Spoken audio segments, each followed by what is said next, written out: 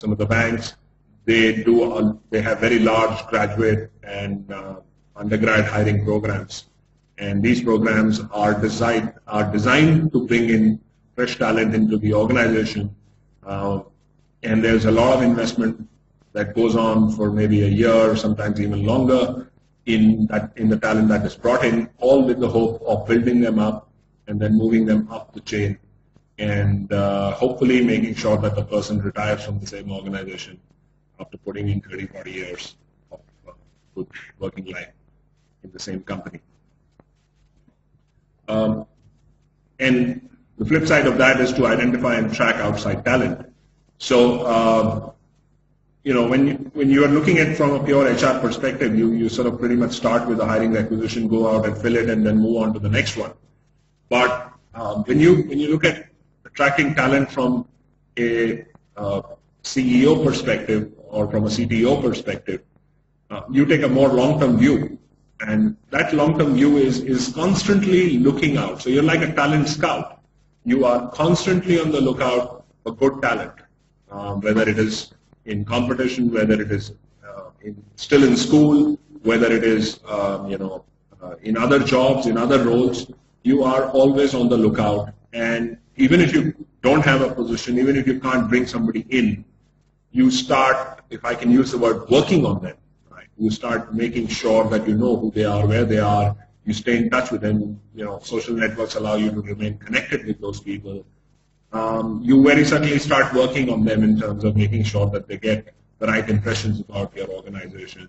You also get an opportunity, and if I may say, you get that opportunity at somebody else's expense to validate your work. So if somebody looks very good to you, and you do all of this, you also get to see how good that person really is, and while somebody else pays for his or her salary. And when you do that, you are always ready with good quality talent if you need to hire at any point in time.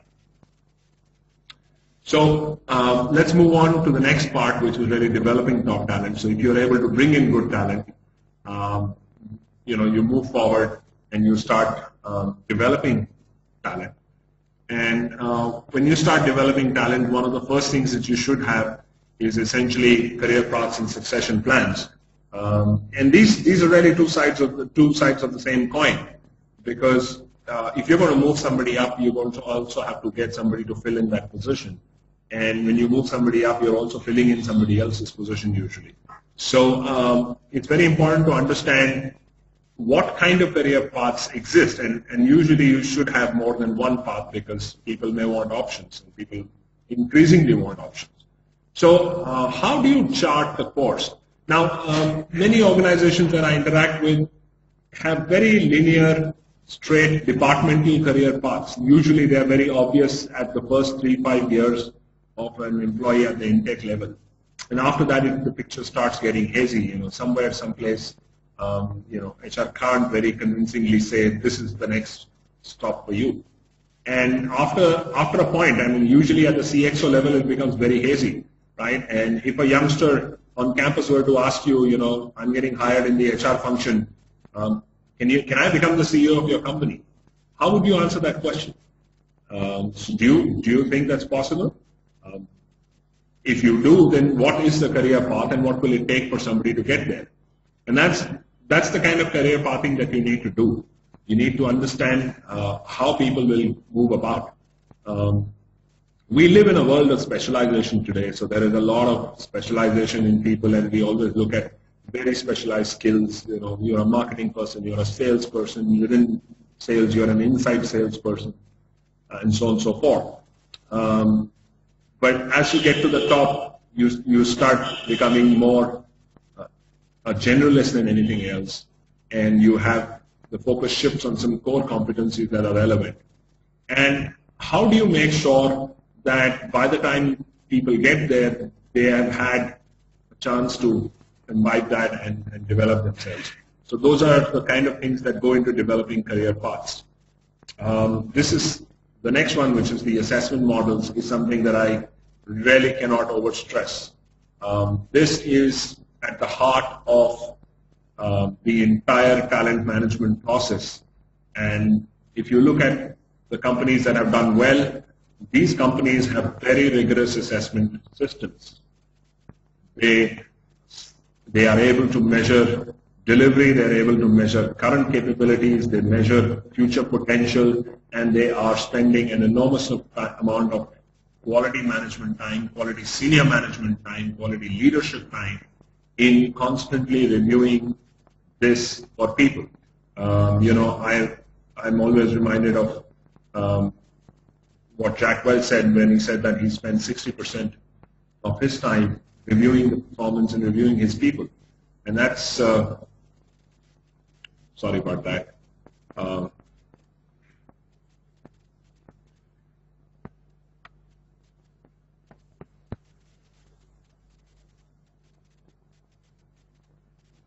Sorry about that. Okay, my bad. I should have turned that off earlier. Sorry, but hopefully we're back where we were. Right. So I was talking about the assessment models and processes. So essentially, like I said, I can't overstress this.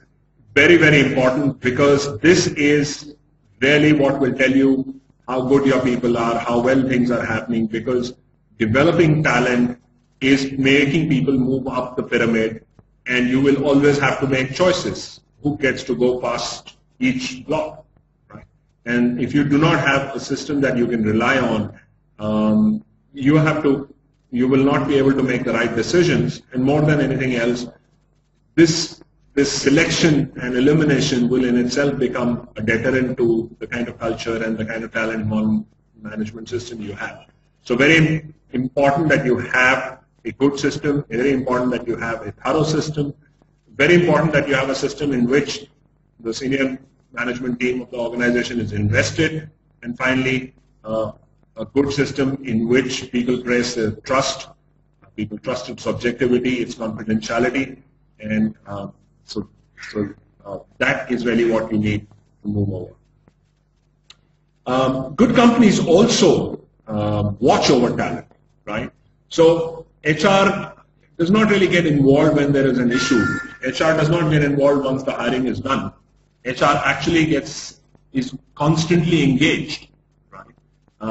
So when people come in, whether it's physically opened or not, but let's say there's a folder for a person, and then somebody in HR is constantly reviewing what's going on with that person. They are constantly watching out for that person's progress, the kind of movements that person has. So it's almost like somebody's got a dossier on you and is tracking. And I'm sorry if I'm sounding spooky about it, but essentially the idea is that somebody is watching over you, somebody is on the lookout and is making sure that you get the right opportunities and that you're rightly assessed, and you don't feel forgotten. And sometimes employees don't realize this. It's not very obvious. But HR does that in companies that have great talent strategies. Creating opportunities and test capabilities is a very vital part. Now, usually HR does not engage with what goes on. Line managers decide, pretty much business needs determine who gets to do what, who goes where, who's doing what. And a lot of times sometimes line managers take good decisions to develop their people and they give them opportunities because they would be good for them. But sometimes these are largely driven by business exigencies, right? And really, if you want to test somebody, if you want to grow somebody, throwing opportunities, putting them in crisis situations is the best way, because that's really what brings out the best in people, or worse for that matter. And therefore, HR needs to engage. HR needs to engage with business all the time to understand where such opportunities and crises are happening in the business, right? And they need to be an active stakeholder in order to be able to understand that, so look at the watch over part and then say, okay, fine. So I have these X people that I am tracking, and I know that these people have never had, out of this person has never had an opportunity to be in a situation like this. And you're going to have that very readily available with you. And you also have to be making sure that you're tuned into where these things are happening in the organization. And wherever possible, obviously business will determine whether this can happen or not. But sometimes, it's very important. If you know that, and you know that well in time, you could be very helpful in helping, with the decision in terms of saying, hey, why don't we get this person across, move this person over, let him or her face this situation, and let's see what this person does. And that is really what goes on in developing your people, so that when time comes to make choices, you know that people have had these situations. If you look at the Indian Army, for instance, and I think several other armies across the world would qualify for that, they are a terrific organization when it comes to doing this. They have this tremendous capability of rotating their people across different situations and making sure that people get to be in different situations and they perform. So they're not identical situations, but they're at least similar situations, and then you can compare two people on how they did against that option.